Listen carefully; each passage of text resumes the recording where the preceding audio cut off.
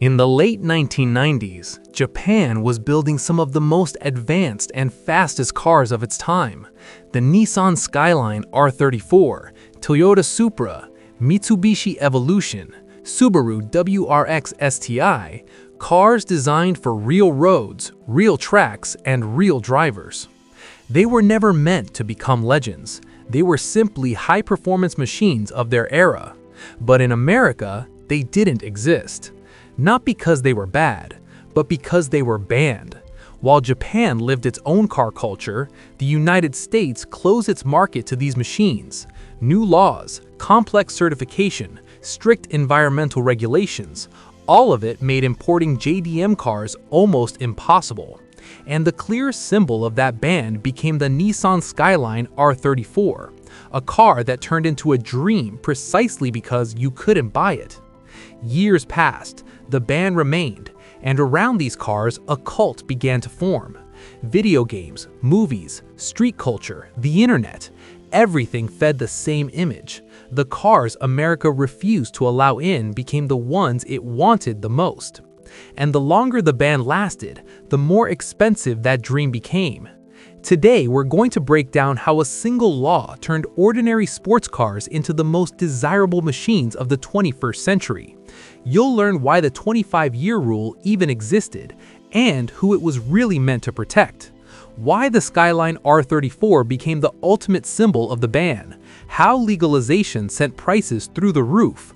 Which JDM models have only just become legal and which ones are next. And why America ultimately created a cult that now costs hundreds of thousands of dollars. This is not a story about cars. It's a story about bans, markets, and myths, and about how absence can turn something ordinary into a legend.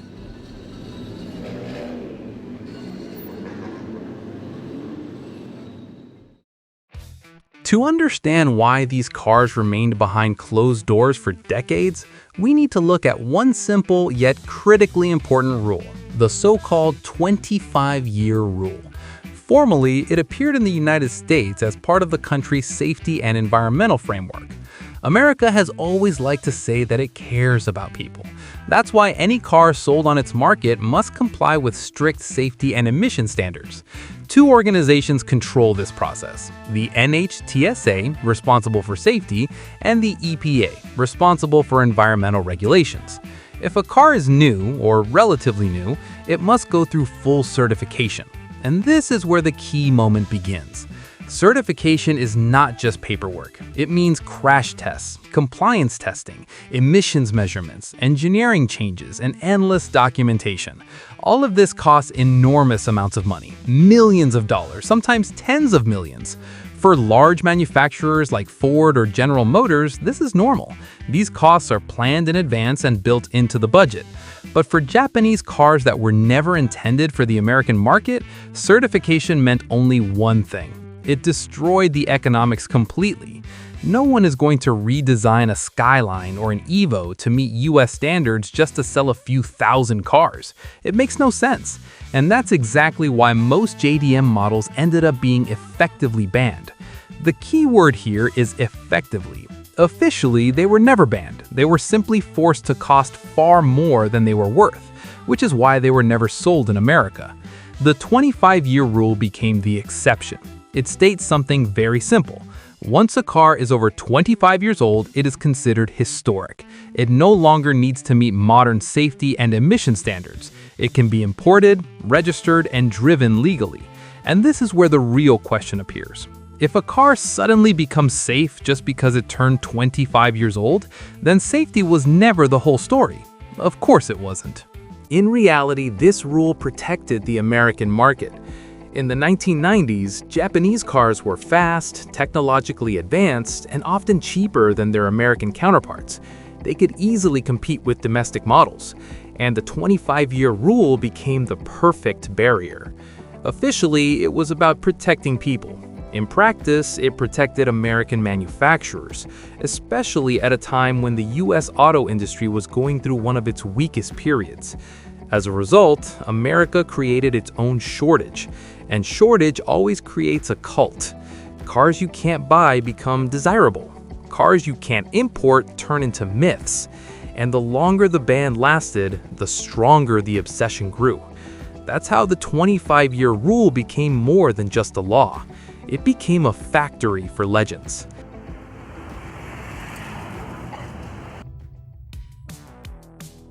Within this system of bans and long years of waiting, one car emerged as the ultimate symbol of the entire story: the Nissan Skyline R34. It wasn't the first banned Japanese car. Before it came the R32 and R33, fast, technological, already cult icons in their own right. But it was the R34 that became the point of maximum tension. Arriving in the late 1990s, the R34 appeared at the exact moment when culture itself was ready for a legend. This was the era of video games, street racing, movies, and the early internet. Gran Turismo, the first Need for Speed titles, later the Fast and the Furious. Young people around the world no longer saw the Skyline as just a car. It became the ultimate symbol of speed and technology. And at that exact moment, America said, "Yes, this is an incredible car, truly amazing." But no. Formally, the reason was the same as always. The car didn't meet US safety and emission standards. But the paradox is that the R32 and 33 eventually received exemptions and became legal through special certification paths. The R34 never did. Why? Because Nissan had already ended production of the model, and that meant no one was willing to spend millions of dollars certifying a car that was no longer being sold new. For Nissan, the project was over. For the United States, it was simply another non-compliant vehicle. This is where the R34 fell into a trap. It was too new to qualify for the 25-year rule, and too old for anyone to fight for it officially. America found itself in a strange situation. The most desirable Japanese car in the world was just one step away from legality, yet remained locked out. Years passed, the cult grew, and the ban only amplified the effect. Prices started rising even before legalization. The R34 became a car everyone knew, but almost no one had ever seen in person on American roads. It turned into a pure object of desire. And when, finally, in 2024, the 25-year rule began to apply and the first R34s became legal, the market exploded. Cars that once cost tens of thousands of dollars turned into auction lots selling for hundreds of thousands. To put it in perspective, prices started around $200,000 and climbed all the way to $500,000. Auctions, collectors, investments, all of it appeared because the ban lasted too long. And this is where the truth becomes clear. The R34 became a legend not only because it was fast, but because it was forbidden. America wanted to protect its market, but in the end, it created the most expensive Japanese car in history. And that leads to an obvious question. If the R34 is already the peak, which cars will follow the same path next?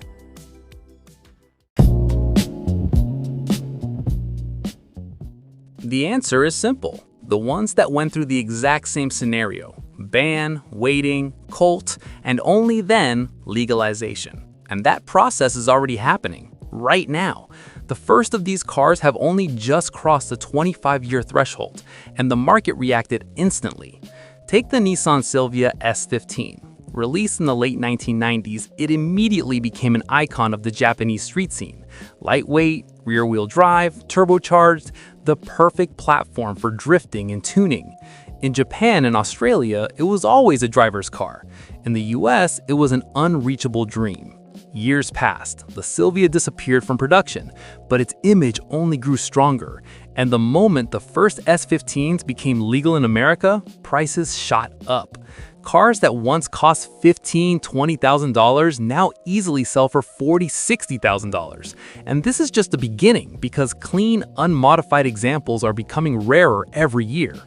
Next comes the Mitsubishi Lancer Evolution 7, a turning point for the entire Evo lineage.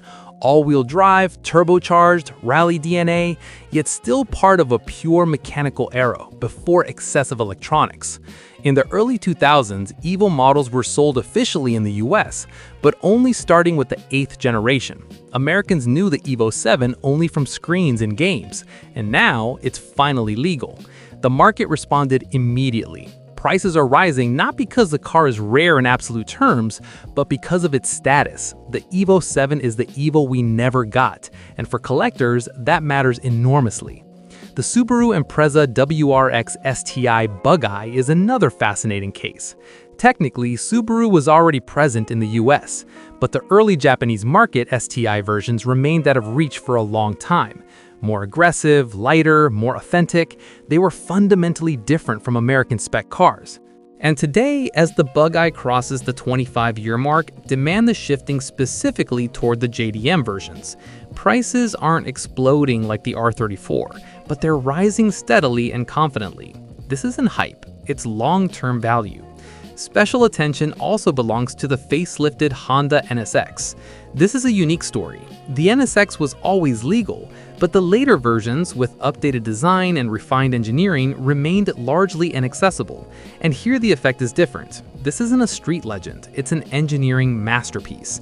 The car was expensive from the start, but after legalization, it became a true collector asset. Prices are rising not because it was banned, but because the market finally gained access to the most mature version of an icon. And finally, the last Mazda RX-7s of the FD generation. A rotary engine, perfect balance, timeless design. The RX-7 was always cult, but it's the late Japanese spec versions that became targets once legalization began. And the same mechanism applies here. A complex car, rare, demanding, which makes it desirable. Clean examples are moving further and further away from reasonable prices, and the market now sees them as investments rather than toys. When you look at all of this together, one thing becomes obvious. The R34 story was not an exception. It was a blueprint. First the ban, then the waiting, then the cult, and only at the very end, legalization and a price explosion.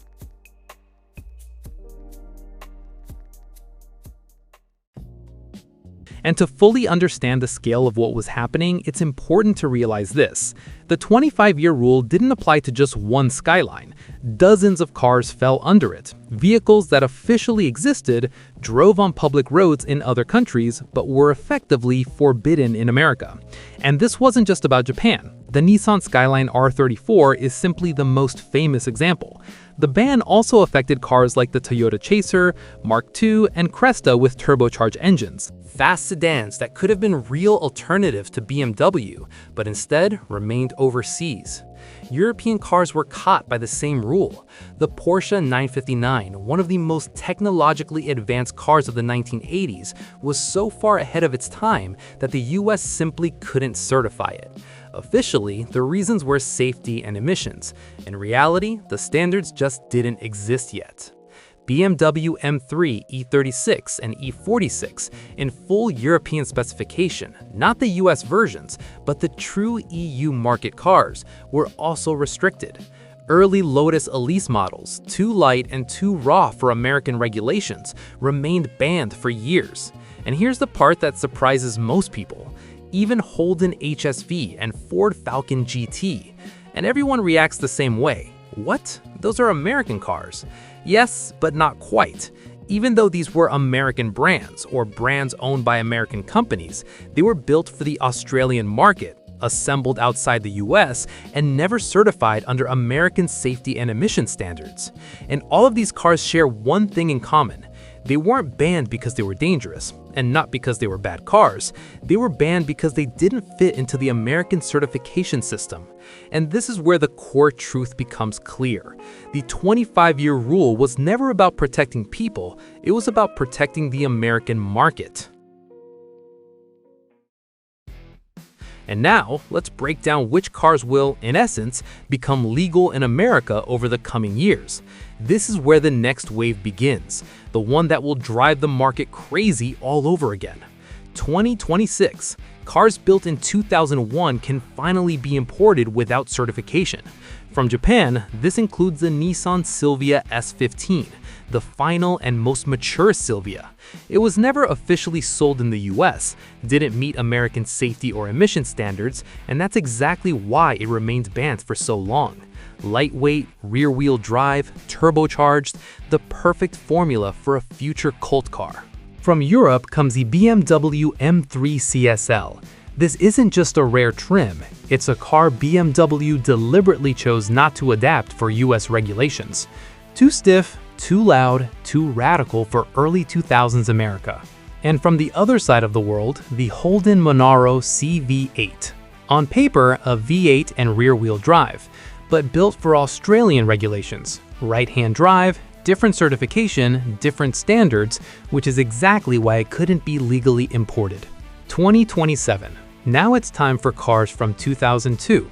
From Japan comes the Mitsubishi Lancer Evolution 7, the first Evo of a new generation, yet still unavailable in the US due to regulatory issues. All-wheel drive, turbo power, rally DNA. America wanted it, but the law said no. From Europe appears the Renault Clio V6, a mid-engine hot hatch that was virtually impossible to certify under US standards. Too strange, too radical, too unconventional for the American system. And once again, Australia, the Ford Falcon BA GT. Yes, Ford, yes, a V8, but not an American Ford. A car built for a different market and legally foreign to the US.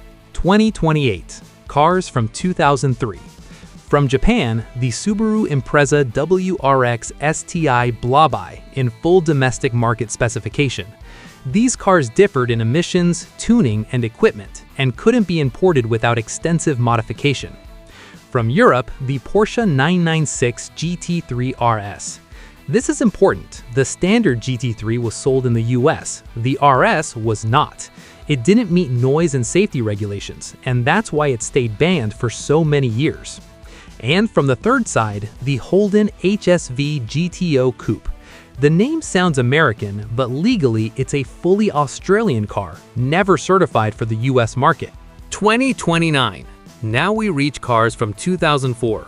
Japan gives us the Mazda RX-7 Spirit R, the final and most desirable FD version. Rotary engine, different emission standards, a completely different philosophy. The US simply couldn't accept it officially. Europe brings the Alfa Romeo 147 GTA, powered by the legendary Busso V6. Alfa wasn't even present on the American market at the time, so certification was never part of the conversation. And once again, Australia, with the HSV Club Sport R8, a large, naturally aspirated V8, but entirely outside American regulations. 2030. Cars from 2005. From Japan comes the facelifted Honda NSX for the domestic market, with updated engineering and configurations that were never adapted for the US. From Europe, the Mercedes-Benz CLK DTM AMG, essentially a road-legal race car. Too loud, too stiff, too extreme for American standards. And closing the circle once again, Ford Falcon BF GT. Another example of a car American in spirit, yet banned for decades because of the law. So yes, you might want to start saving your money now. The coming years promise to flood the American market with some very interesting cars. In the end, one thing becomes clear. The 25-year rule was never just a technical formality. It reshaped the market more than any marketing department or automaker ever could. Cars that were originally built as ordinary production models for their home markets turned into objects of desire because of the ban. Not because they were perfect, but because they were unavailable. America tried to protect itself, to protect its market, its brands, its industry. But in the end, the ban itself turned these cars into legends. Hollywood, video games, street culture, and years of waiting transformed technical restrictions into a myth. And when the ban finally lifted, the market exploded. The R34 became the symbol of this effect. But it isn't unique. It was simply the first car to complete the entire journey in front of everyone's eyes, from a forbidden vehicle to an icon with a six-figure price tag. And now we're watching the same logic repeat itself again, year after year, model after model. The greatest irony is that none of these cars were ever meant to be investments.